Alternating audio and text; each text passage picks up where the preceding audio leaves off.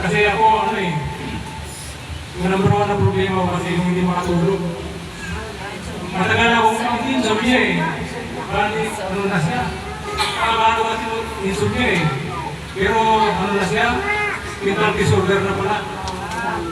Kaya ano, iinom na ako ng gamot na papatulog. Ano, psychotic crack siya. Psychotic crack. 4 na taon na eh. Hindi na ako makatulog ang natin. Hindi ko namin gamot na psychotic crack. Dati ako lang eh. 3.5 ang 3.5 milligram lang yung iinom na yun yung psychotic crack. Kaya after mga yan, buwan, hindi na sumatalap yung 12.5.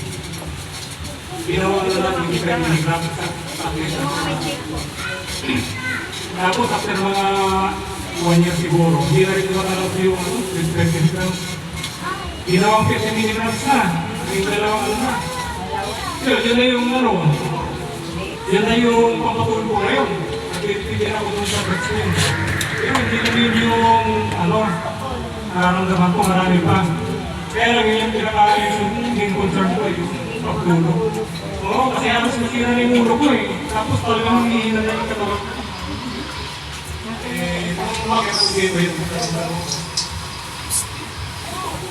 Meron din nga yung RGD. Hinaan. Dalawa po na naman. Oo.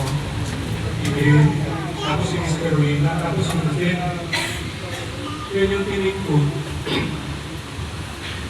Bali, hanggang may di pala ako nagtitig eh.